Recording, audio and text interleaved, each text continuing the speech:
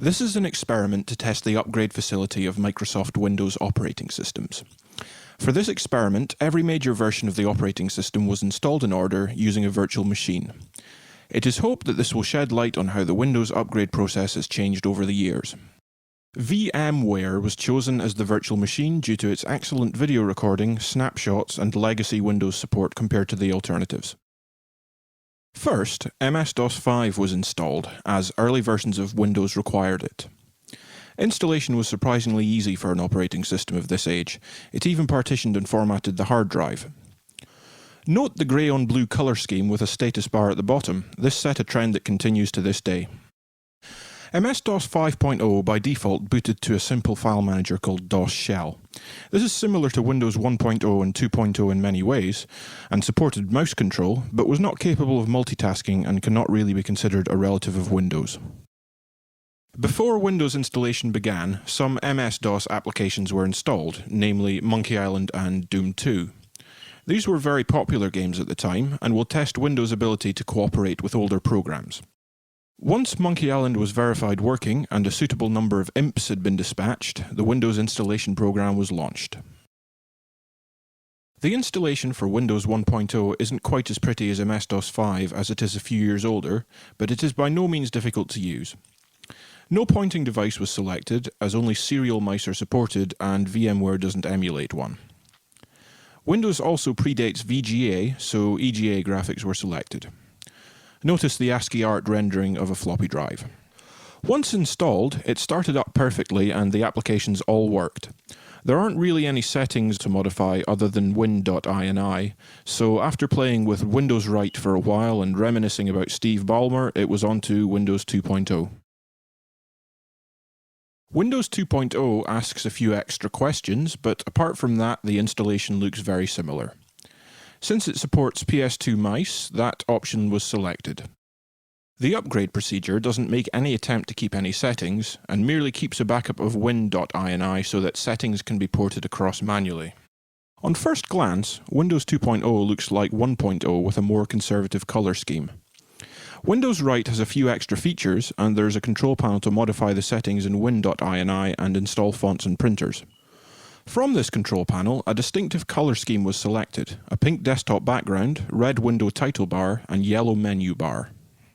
Finally, Doom 2 and Monkey Island were tested for their ability to launch from Windows. Both games launched with no problems. The Windows 3.0 installation procedure is clearly based on earlier versions, but has adopted the blue and grey colour scheme mentioned earlier. Once the basic setup files have been copied, it launches into a Windows environment to do the actual installing, which encouragingly has the same red title bar scheme as set in Windows 2.0. It does a search for applications already on the hard drive, but does not find any of the DOS applications.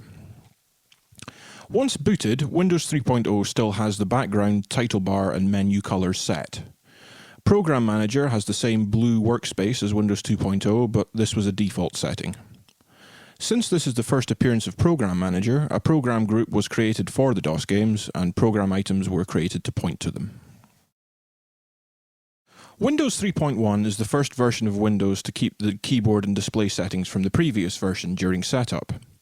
It's also the first version to ask for a user's name and company, and the application search process adds QBasic, CVT Paint, and the MS-DOS editor to the Program Manager. Once started, all settings appear to be the same, and the program groups created in Windows 3.0 are still present.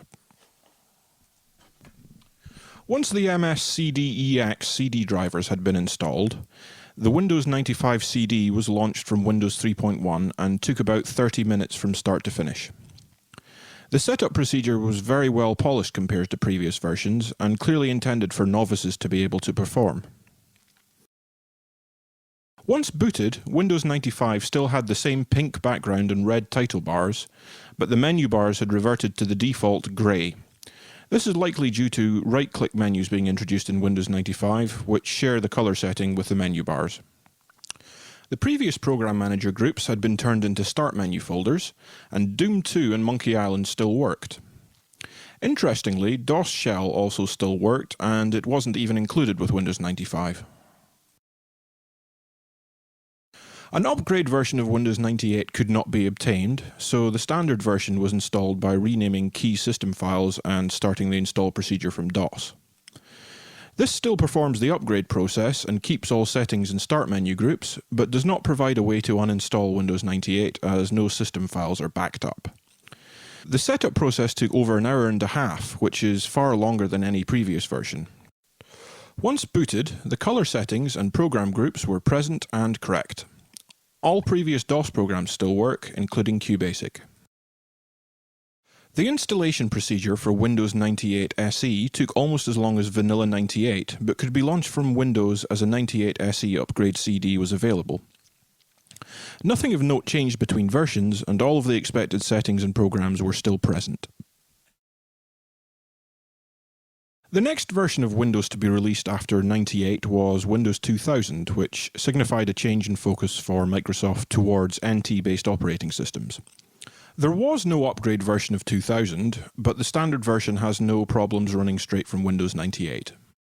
After the lengthy Windows 98 installation process, the Windows 2000 installation seemed very quick, approximately 45 minutes from start to finish. On first boot, an account is automatically set up for the previous user of Windows 98 with all the previous settings. Impressively, all the colours set way back in Windows 2.0 were still present after 13 years, and for the first time the desktop background was displayed without dithering, as the Windows 2000 increases the display bit depth by default. Furthermore, the program groups added in Windows 3.0 were still present in the Start menu. Doom 2 hung during startup, however, probably due to Windows 2000's poor DOS support. XP Service Pack 3 would not install without errors, so a Service Pack 2 CD was obtained that worked correctly. The install procedure was relatively painless, but took almost as long as Windows 98, clocking in at around 1 hour 10 minutes, and bears a surprising resemblance to the Windows 98 installer. Disappointingly, XP booted up with the default Luna theme.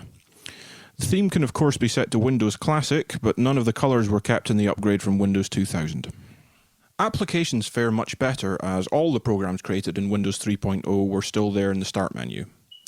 Doom 2 also worked, as XP's DOS support was much improved from 2000's, and the other MS-DOS 5 applications like DOS Shell and QBasic were still present.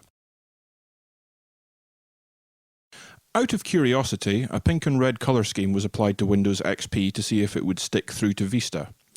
Vista setup was launched straight from the DVD and proceeded without a hitch, taking around 2 hours, the longest yet. As before, the Program Manager groups were kept, but the colour scheme was not, so a similar pink and red scheme was again applied. Finally, we come to Microsoft's latest and greatest operating system.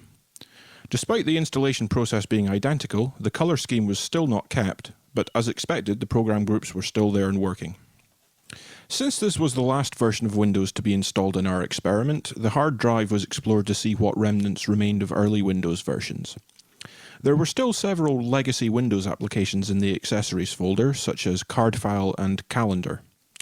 Examining the Windows folder revealed even more legacy applications like Recorder, Terminal, and, can you believe it, Reversi.